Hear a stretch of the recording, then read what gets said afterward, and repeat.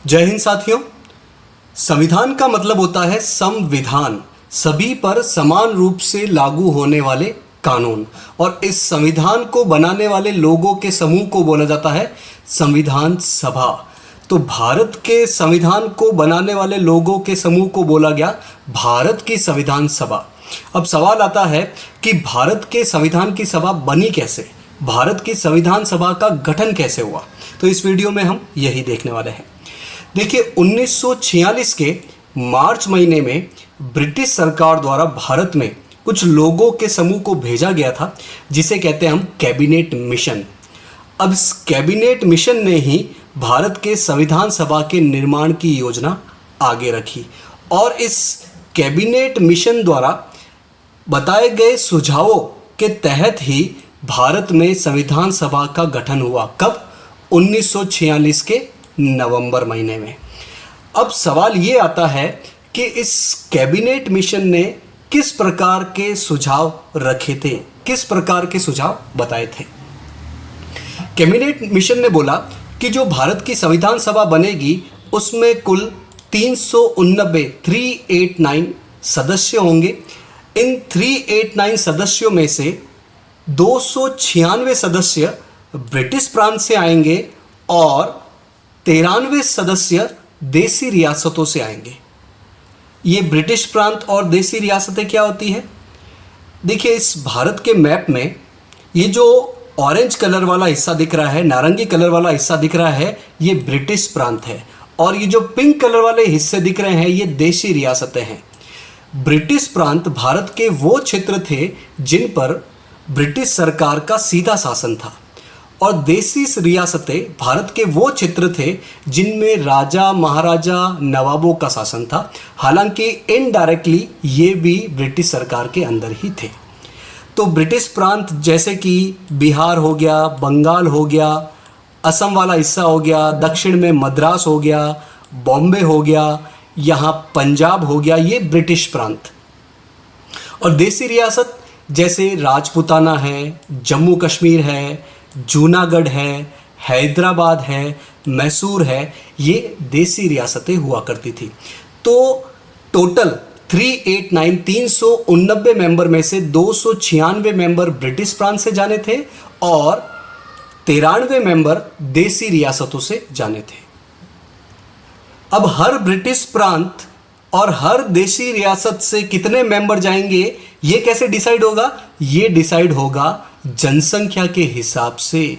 प्रति 10 लाख लोगों पर एक सीट का प्रावधान रखा गया। तो अगर किसी ब्रिटिश प्रांत में 20 लाख लोग हैं तो उनको 2 सीटें दी जाएगी।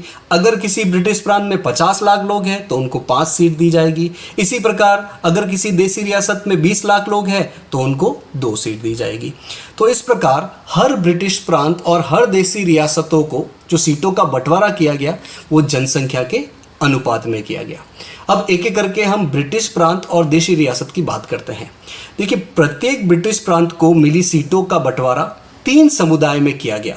हर ब्रिटिश प्रांत को जितनी भी सीटें मिली उन सीटों का बंटवारा भी उस ब्रिटिश प्रांत के 3 समुदाय में किया गया। पहला समुदाय मुस्लिम, दूसरा समुदाय सिख और तीसरा समुदाय इन दोनों को छोड़कर यानी कि सामान्य समुदाय। और फिर मुस्लिम, सिख और सामान्य इनको कितनी कितनी सीटें दी जानी है वो इनकी जनसंख्या के आधार पर तय होगा। अब इनका चुनाव कैसे होगा? इनका चुनाव होगा उस ब्रिटिश प्रांत की असेंबली के सदस्यों के माध्यम से।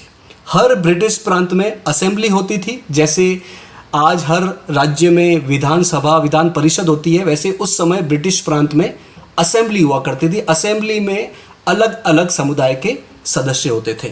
तो हर ब्रिटिश प्रांत में से मुस्लिम प्रतिनिधियों का जो चयन होना था, जो चुनाव होना था, वो उस ब्रिटिश प्रांत की प्रांतीय असेंबली के मुस्लिम सदस्यों द्वारा होना था। इसी प्रकार सिख सदस्यों का चुनाव उस ब्रिटिश प्रांत की प्रांतीय असेंबली के सिख सदस्यों द्वारा होना था और इसी प्रकार सामान्य प्रतिनिधियों का चुनाव ब्रिटिश प्रांत की प्रांतीय असेंबली के सामान्य सदस्यों द्वारा होना था। तो हर ब्रिटिश प्रांत से मुस्लिम, सिख और सामान्य सदस्यों का चुनाव होना था उनकी जनसंख्या के आधार पर। और इसके लिए जो मतदान होना था वो एकल संक्रमणीय मत के माध्यम से समानुपातिक प्रतिनिधित्व तरीके से होना था। अब ये क्या है? देखिए, लोकसभा या विधानसभा का आज जो चुनाव होता है उसमें हम कैसे वोट करते हैं? जो अपना मन पसंदीदा कैंडिडेट होता है उसको हम वोट करके आ जाते हैं। इस एकल संक्रमणीय मत प्लस समानुपातिक प्रतिनिधित्व तरीका, इसमें क्या होता है कि हम जितने भी कैंडिडेट खड़े होते हैं, जितने भी उम्मीदवार खड़े होते हैं, उन सबको वोट देते हैं और उनको नंबर देते हैं कि मुझे सबसे ज़्यादा पसंद ये है, इसको 1 नंबर दे दिया। दूसरे नंबर पे मुझे ये पसंद है, 2 नंबर दे दिया। तीसरे नंबर पर ये पसंद है, इसको 3 नंबर दे दिया। ऐसे जितने भी उम्मीदवार हैं उन सभी को हम क्रम देंगे। तो इसमें से जिसको सबसे पहली बार सबसे कम वोट मिलेंगे उसको हटा दिया जाएगा और उसके वोट बाकी सब में बांट दिए जाएंगे उनके क्रम के हिसाब से। आज भी इस तरीके से भारत के राष्ट्रपति, उपराष्ट्रपति, राज्यसभा के सदस्यों का चुनाव होता है। तो ये जो संविधान सभा में चुनाव होना था वो इस तरीके से होना था, एकल संक्रमणीय मत के माध्यम से समानुपातिक प्रतिनिधित्व तरीके से। तो क्या इसमें आम लोग सीधा वोट करने वाले थे? नहीं, ये तो प्रांतीय असेंबली के सदस्यों द्वारा वोटिंग की जानी थी, यानी कि ये एक अप्रत्यक्ष चुनाव होना था, प्रत्यक्ष चुनाव नहीं होना था। ये आप याद रखिएगा। अब आते हैं देसी रियासत से सदस्य कैसे जाएंगे। देखिए, देसी रियासतों से सदस्यों का चुनाव नहीं होना था, उनका तो चयन होना था, उनका नामांकन होना था। कौन करेगा नामांकन? उन रियासतों के प्रमुख, जो भी रियासतों के हेड हुआ करते थे, राजा, महाराजा, नवाब हुआ करते थे, वो अपने मन पसंदीदा लोगों को संविधान सभा में भेज देते। तो इस प्रकार जो संविधान सभा बननी थी वो आंशिक रूप से चुनी हुई और आंशिक रूप से नामांकित होनी थी।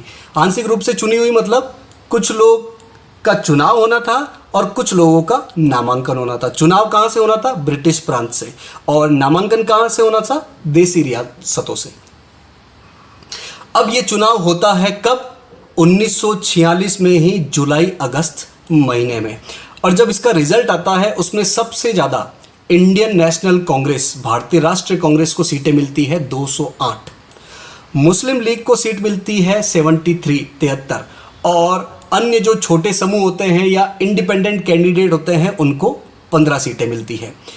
और समाज के लगभग हर समुदाय में से चुन चुनकर संविधान सभा में लोग आते हैं, चाहे हिंदू हो, चाहे मुस्लिम हो, चाहे सिख हो, पारसी हो, भारतीय ईसाई हो, एंग्लो इंडियन आंग्ल भारतीय हो, एससी हो, एसटी हो, महिलाएं भी संविधान सभा में चुनी जाती है। तो उस समय जो भी भारत में बड़ी बड़ी हस्तियां थी वो सभी इस संविधान सभा में चुनी जाती है, सिवाय एक बड़े नाम को छोड़कर, वो है महात्मा गांधी जी। महात्मा गांधी जी संविधान सभा के मेंबर नहीं थे। अच्छा, ये जो देसी रियासतें थी इनकी ये जो 93 सीटें थी वो नहीं भर पाई। क्यों? क्योंकि उन्होंने खुद को संविधान सभा से अलग रखने का निर्णय लिया। तो इस प्रकार संविधान सभा का गठन होता है। कैबिनेट मिशन ने ये जो प्लान बताया, कैबिनेट मिशन ने जो प्रस्ताव रखा, उसके आधार पर। अब संविधान सभा किस तरीके से काम करना शुरू करती है इसके बारे में हम नेक्स्ट वीडियो में देखेंगे। धन्यवाद।